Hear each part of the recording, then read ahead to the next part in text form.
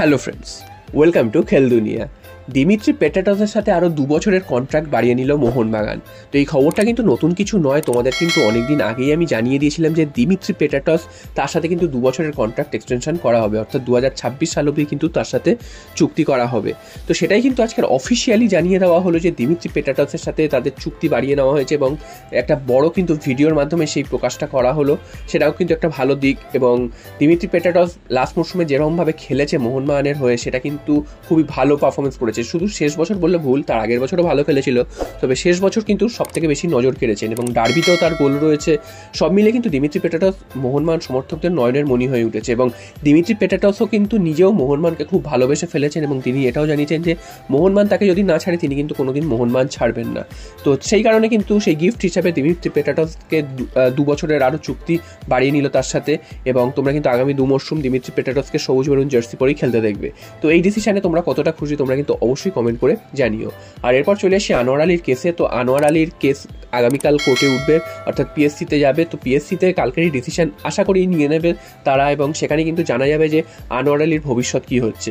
তো এখনও অবধি দাঁড়িয়ে যেটা মনে হচ্ছে সেখানে কিন্তু মোহনবাগানই এগিয়ে এবং পিএসসি কিন্তু মোহনবাগানের ফেভারেই কিন্তু রায় দেবে, সেরকমটাই কিন্তু চারিদিক থেকে যেটা শোনা যাচ্ছে তাই মনে হচ্ছে। এবং স্টার হয়ে কিন্তু আনোয়ার আলী একটা বড় ব্যান খেতে চলেছে, অর্থাৎ 6 মাসের ট্রান্সফার ব্যান হতে চলেছে। এছাড়াও কিন্তু মোহনবাগান তার থেকে কম্পেনসেশন বা 15 কোটি টাকা দাবি করেছে এবং যে দলগুলি এর সাথে যুক্ত ছিল, অর্থাৎ তাকে অন্যায়ভাবে সই করানোর জন্য যুক্ত ছিল, দিল্লি এফসি এবং ইস্ট বেঙ্গল, তারাও কিন্তু 2টো ট্রান্সফার ব্যান অর্থাৎ 1 বছরের জন্য ট্রান্সফার ব্যান কিন্তু তারাও খাবে।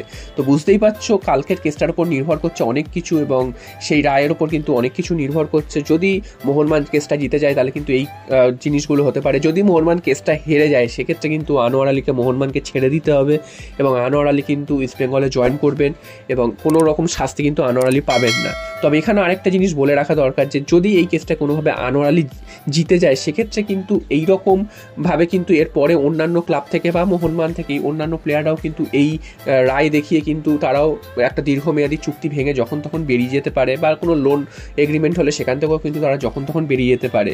তো দেখা যাক শেষ পর্যন্ত কী রায় দেয়। তবে পিএসসি কিন্তু প্লেয়ারদের ফরেই রায় দেয়, প্লেয়ারদেরকে কিন্তু আগে প্লেয়ারদের স্বার্থ আগে দেখা হয়।